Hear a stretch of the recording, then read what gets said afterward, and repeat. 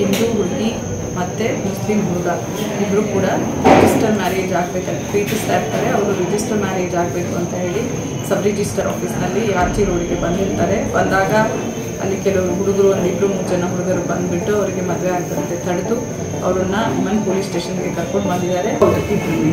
ನನಗೆ ಒಪ್ಪಿಗೆ ಇದೆ, ನನ್ನ ಮಗಳಿಗೆ ಒಪ್ಪಿಗೆನಾ, ಅವನು ಒಪ್ಪಿಗೆ ಇಲ್ಲದೆ ನನ್ನ ಮನೆಗೆ ಬರ್ತಾ ಇದ್ನಾ, ಅವ್ರು ಅಷ್ಟಿಲ್ದಲೇ ಇಷ್ಟಪಡ್ತಾ ಇದ್ನಾ. ನನಗೆ ತುಂಬ ಒಬ್ಬಳಿಗೂ ಅಷ್ಟೇ, ನಮ್ಮ ಚೈತ್ರನಿಗೂ ಅಷ್ಟೇ ಯಾವ ತೊಂದರೆನೂ ಆಗ್ದಂಗೆ ಹೊರಗಡೆ ಸೀದಾ ಬರ್ತಾ ಇರಬೇಕು.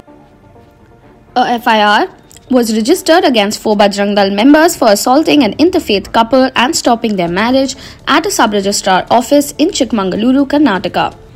The Muslim boy and Hindu girl were assaulted and handed over to the police. Based on the boy's complaint, a case was registered.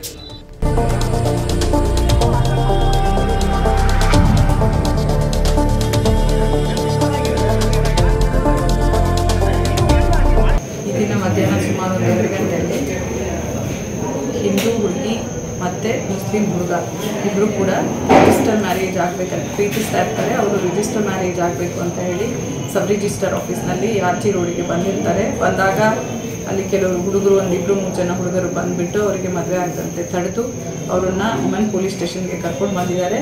ಇಲ್ಲಿಂದ ಅವರು ರೂರಲ್ ಪೊಲೀಸ್ ಸ್ಟೇಷನ್ಗೆ ಹುಡುಗರನ್ನ ಕರ್ಕೊಂಡು ಹೋಗಿದ್ದಾರೆ. ಹುಡುಗಿ ಅಲ್ಲೇ ಇರ್ತಾಳೆ, ಕರ್ಕೊಂಡು ಹೋಗಿದ್ದಾಳೆ. ಅದಾದಮೇಲೆ ಇವಾಗ ಹುಡುಗನಿಂದ ಅಲ್ಲಿ ಏನಾಗಿದೆ ಅದರ ಇನ್ಸಿಡೆಂಟ್ ಬಗ್ಗೆ ನಾವು ವಿವರವಾದ ಕಂಪ್ಲೇಂಟ್ನ ತೊಗೊಂಡಿದ್ದೀವಿ. ಕಂಪ್ಲೇಂಟ್ ಬಗ್ಗೆ ಈಗ ಪ್ರಕರಣವನ್ನು ದಾಖಲಿಸಿದ್ದೀವಿ. ಅಲ್ಲಿ ಒಂದು 4 ಜನ ಬಂದಿದ್ರು, ಆರ್ಗನೈಸೇಷನ್ ಅವರು ಅಂತ ಹೇಳ್ತಾರೆ. ಯಾರು ಅಂತ ಹೇಳಿ ನಾವು ಕಂಪ್ಲೇಂಟ್ ಕೊಟ್ಟಿದ್ದಾನೆ. ಹಿಂಗೆ ಬಂದಿದ್ರು, ನಮಗೆ ಮದುವೆ ಆಗದ ರೀತಿಯಲ್ಲಿ ತಡೆದ್ರು, ಸೊ ಅದು ಅಲ್ಲಿಂದ ಇಲ್ಲಿಗೆ ನನ್ನನ್ನು ಕರ್ಕೊಂಡು ಬಂದಿದ್ದಾರೆ ಅಂತ ಹೇಳಿ ಕೊಟ್ಟಿದ್ದಾರೆ, ಕೈಯಲ್ಲಿ ಹೊಡೆದ್ರು ಅಂತ ಹೇಳಿ. ಸೊ ಹಾಗಾಗಿ ಅದ್ರ ಮೇಲೆ ನಾವು ಪ್ರಕರಣವನ್ನು ದಾಖಲು ಮಾಡಿದ್ದೀವಿ. ಹೌದು, ಇಬ್ಬರು ನಿಜರಿದ್ದಾರೆ. ನಮಗಿರೋದು ನೈತಿಕ ಪೊಲೀಸ್ಗೆ ಹೌದು, ನೈತಿಕ ಕೇಸ್ ಹಲವು ಸಂಘಟನೆ ಮುಖಂಡರು ಕೂಡ ಬಂದಿದ್ದು, ಅವರೆಲ್ಲರೂ ಕೂಡ ಏನು ಒತ್ತಾಯ ಮಾಡೋದು ನಿಮ್ಮ ಹತ್ರ ಏನಾದರೂ ನೀವು ಪ್ರಕರಣವನ್ನು ಏನಾಗಿದೆ ಫ್ಯಾಕ್ಟ್ಸ್ ನೋಡಿ ಪ್ರಕರಣವನ್ನು ದಾಖಲು ಮಾಡಿ ನಿಷ್ಪಕ್ಷಪಾತವಾಗಿ ತನಿಖೆ ನಡೆಸಿದ್ದಾರೆ ನನಗೆ ಹೇಳಿದ್ದಾರೆ. ಅವರಿಬ್ಬರು ಏನು ಹೇಳ್ತೀರ ಮೇಡಮ್? ಯುವತಿಯರು ಇವಾಗ ಏನು ಕಂಪ್ಲೇಂಟ್ ಕೊಡ್ತಾ ಇದ್ದಾರೆ ಅದನ್ನು ನಾವು ತಗೊಳ್ತಾ ಇದ್ದೀವಿ. ಅವ್ರದ್ದು ಹುಡುಗ ಹುಡುಗಿ ಇವಾಗ ಈ ಘಟನೆ ಆಗಿರೋದ್ರಿಂದ ಅವರು ಮಾನಸಿಕವಾಗಿ ನೊಂದಿರ್ತಾರೆ.